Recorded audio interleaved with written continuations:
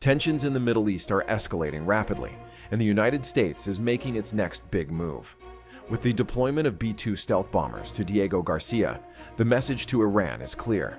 Stop supporting the Houthis, or face the consequences. But what does this mean for global stability, and how close are we to a broader conflict? For weeks, the Houthis have been launching relentless attacks on commercial and military vessels in the Red Sea, disrupting one of the world's most vital maritime trade routes. These attacks have not only threatened international shipping, but have also drawn a sharp response from the United States and its allies. But the real question is, who's behind these attacks? The answer: Iran. And that's why the US is shifting its strategy to bring the pressure straight to Tehran. In retaliation, the United States has carried out a series of airstrikes against Houthi military targets in Yemen. These strikes were intended to degrade the Houthis' capabilities, but they haven't stopped the attacks. Instead, the situation has intensified. And now, with tensions reaching a boiling point, the US is sending one of its most formidable strategic assets: the B-2 Spirit stealth bomber. The B-2 is not just any bomber, it's the most advanced stealth aircraft in the world, capable of carrying both conventional and nuclear weapons. But why Diego Garcia? Why not deploy these bombers from a closer base? The answer lies in strategy and security. Diego Garcia, a remote US military outpost in the Indian Ocean, allows the US to maintain striking capabilities without putting its aircraft within immediate range of Iranian counterattacks. This deployment is about sending a message. The US has the capability to strike Iran if necessary, and it's prepared to do so. Meanwhile, former President Donald Trump has made it clear that any Houthi attack will now be considered an Iranian attack. This marks a significant shift in rhetoric, directly holding Tehran accountable for the actions of its proxy groups. If this policy takes hold, any future attack by the Houthis could trigger direct US retaliation against Iran itself. That would mark a major escalation, one that could lead to a broader regional conflict. Military analysts suggest that this move is not just about deterrence, it's about coercion. By placing strategic bombers in the region, the US is applying pressure on Iran, not just militarily, but diplomatically as well. The Biden administration hopes that the increased threat level will force Iran to rethink its support for the Houthis and potentially bring them back to the negotiating table on issues like nuclear weapons development. But will this strategy work, or will it backfire, pushing Iran to retaliate in ways that could spiral out of control?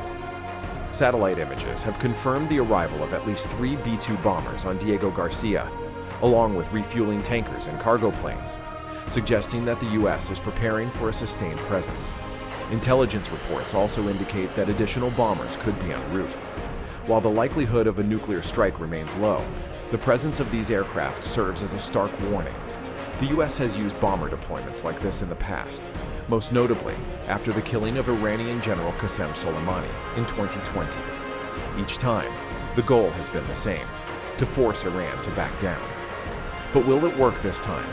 Beyond the military implications, there's a major economic angle to consider.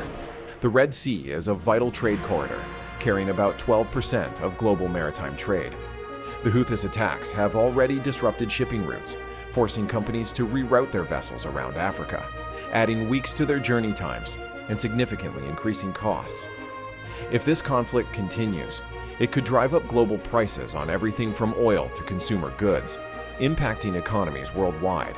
The Biden administration faces a tough choice. Does it continue escalating military action, risking a wider conflict with Iran?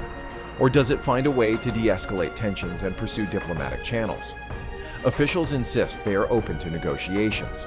But with Trump and other key figures advocating for a harder stance, the political landscape is shifting. The 2024 election could play a crucial role in shaping America's next steps. Iran, on the other hand, is not backing down. The Iranian government has denied direct involvement in Houthi attacks, but intelligence reports suggest otherwise. Iran has long used proxy groups to exert influence across the region, from Hezbollah in Lebanon to Shia militias in Iraq.